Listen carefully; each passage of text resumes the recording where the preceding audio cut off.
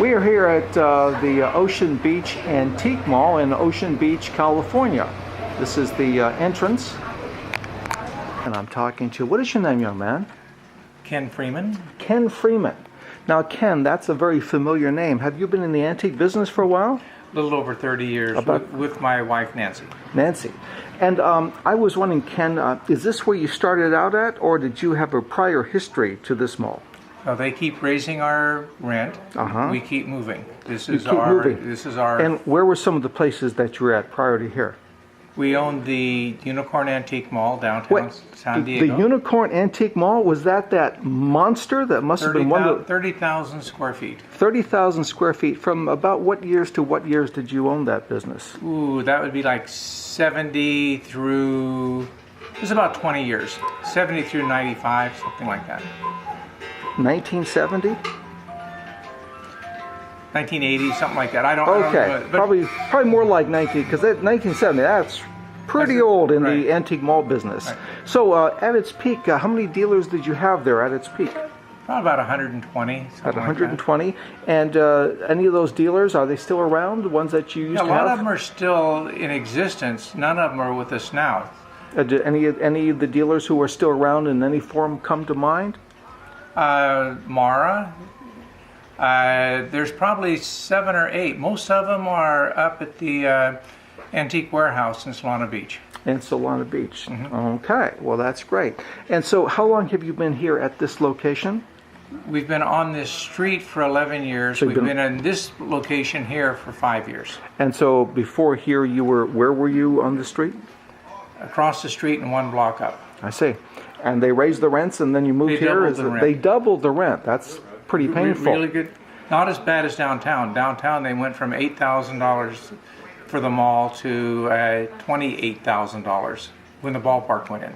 Well, and so I was wondering, where are you from? What city were you born in?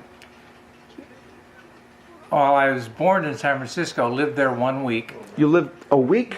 In San Francisco. So you left San Francisco when you were 7? No, 7 days. 7 days. 7 days. Right. And then we moved to Northern California up by Eureka in the Redwoods. And how long were you there? Until I graduated from Humboldt State. So you graduated from Humboldt State, and what was your degree in? Got my degree in history, came down to San Diego State, got my degree, my master's in geography. Then I went to USIU and got my teaching credential in elementary ed, and now I own an antique store. Makes perfect sense. Perfect sense. Well, I guess with a history degree, I mean, that would make sense. A person interested in history would have a good chance of doing the research that's necessary and have a perspective of these things when they were made and that kind of thing. It doesn't hurt. It doesn't hurt. Sometimes it doesn't particularly help, but it never hurts to have more knowledge. And I understand that, Ken, some time back that you had quite a tragedy here. How long ago was that? About a year and a half ago now. About a year and a half ago, and I understand that you were robbed. Is that what happened, or what did happen? 3 bastards came in here with a shotgun. With a shotgun? What kind of shotgun was it? Big. It was a big shotgun. Yeah. Big. Was it persuasive? Very. The main thing that was persuasive about it is that he was aiming it at my daughter and I. And what's your daughter's name? Victoria. Victoria. So my daughter was laid down and I was laid down. We had duct tape over our arms, tied behind our back. We had our heads covered, and then the guy stood straddling us with a shotgun at our heads. We didn't argue with him. And what was he asking or demanding when he was... Everything. And how did he phrase that? Give us everything. And what was he asking you to do? I mean, he already had you in a compromise, but what did he want you to do? Give you keys? First thing he did was search me. I don't like hands running all over my body.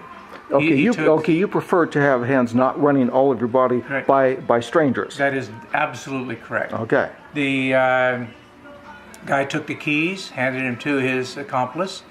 There were 3 of them. There were 3 bastards, is that right? 3 supreme bastards. Supreme bastards. Right. Anyone that steals $300,000 is a supreme bastard. They're just not a small bastard. That's 10 years worth of my life. I want them in prison. That's why I'm giving a $10,000 reward for their asses in prison. And is there a website where we'd be able to get information about this? It sure is, and this is So- it right here. And what is it in spoken terms? Okay, www.zcomputerguy.com. We need your help. HTML. Okay, fantastic. So we are in the case of Al Bennett, and he is one of the most informed dealers here on tools. And as you can see, he has an excellent selection of all kinds of things that any man would love to have in his man cave. And here we have some exotic measuring device and plenty of planes. There's probably more planes than anything else. So I'm in Ocean Beach, California, and I'm at the Ocean Beach Antique Mall, and I've just photographed a phonograph, and it sells for $475, and it is from, I believe, the booth of Jeffrey Wingington of Joffrey's Gems. And we've photographed another phonograph also from Ocean Beach Antiques, and this one is called Vista, and there's no price on it that I can find. Up there it is. It's $650. And we have another, this is an oak cabinet phonograph. It's made by the Colonial Company, and it's $795, and it's also from Ocean Beach Antiques.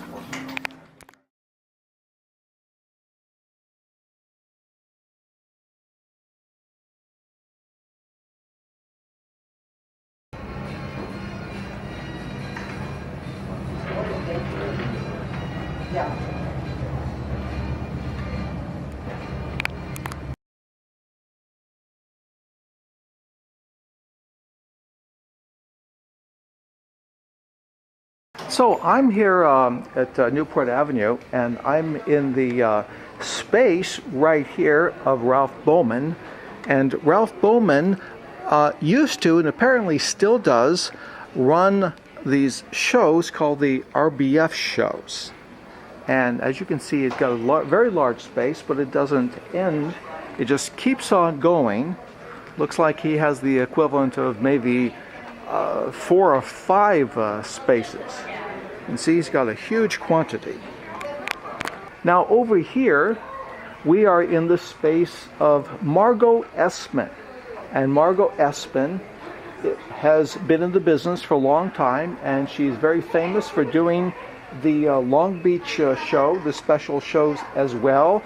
And she also does the Del Mar show and Hal Lusky's paper show in Glendale.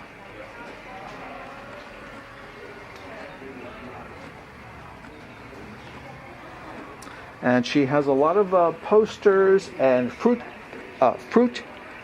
crate labels. Sometimes they call them orange crate labels, but they're not for just orange crates. And down here she has seed packets, and this is perfect for spring. And look at all these petunias and eggplants and all kind of seeds. Perfume labels. Well, let's see about that. Beautiful perfume labels. Okay. What is your name, young man? Johnny Johnny what? Flores. Johnny Flores. Yes. With a Z or S at the end? Flores. Yes.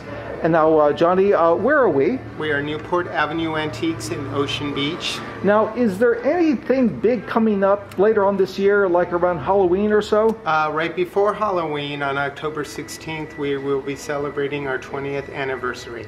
The 20th anniversary on October the 16th. Yes. Now, has this been at the same location? It's same location. Same location. Owners. Same owners. Well, now what is the secret to your success? How have you managed, You know, we've had like 5 presidents then, countries have come and gone. The Soviet Union was in power, they're gone, but you've stayed all this time. What's the secret? My secret is you have to be willing to change. If you don't change, then you will fail. And so what, over the 20 years, what are some of the changes that come to mind? We've changed our styles. And what style did you have back then, and how would you characterize your style now? 20 years ago, we did a lot of, well, I especially did a lot of religious artifacts, Santos statues, Spanish colonial, Spanish revival, a lot of Spanish chandeliers and stuff. And then when that stopped selling, I changed to modern, mid-century modern, and toll trays and shabby chic for a while, which I think is, it's still on the trend. It's just something I'm choosing not to sell. And we are here at case number 7, and this, yes, case number 7. This is the girly case, and we see some small purses and plenty of necklaces and bracelets, and it looks like there are some selection of Indian pottery. Some of it I think is some Navajo, maybe some Cherokee. And right by the billiard balls, we have a set of bowling pins, and they sell for $28 each. And see, one of them, if not more than one, if not all of them, are Brunswick. And as you can see, they have a lot of wear on them, and they probably go back to maybe the late 40s or so, or maybe the early 60s in the great bowling era.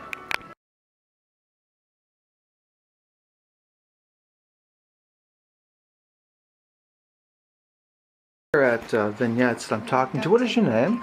What is your name? Neoma. Neoma. Could you spell that, please? Neoma. And Neoma, I was wondering, the thing that I would say characterizes this place are maybe 3 themes. Obviously, French furniture from the turn of the century and things along those lines. And obviously, chandeliers and lighting. About how many would you say you have here? Would you say you have 150 or more? Probably a little more. What would you say? 200? 300? No, so you have around 200. And the third thing that strikes me is travel. Is that one of the obvious themes that you try to create? I see a lot of little things that seem to relate to it.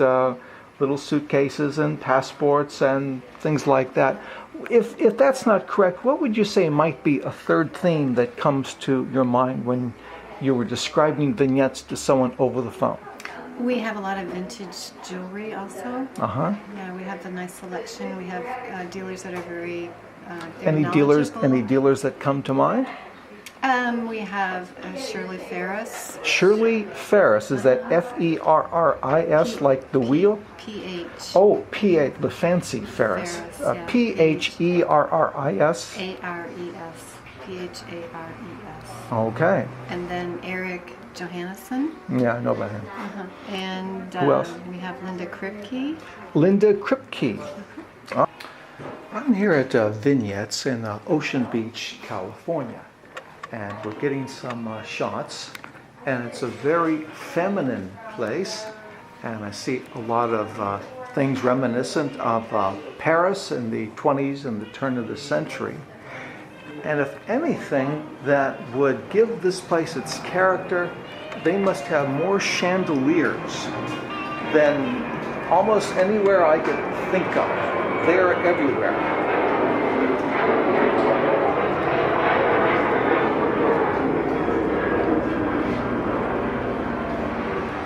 Chandeliers and lightings.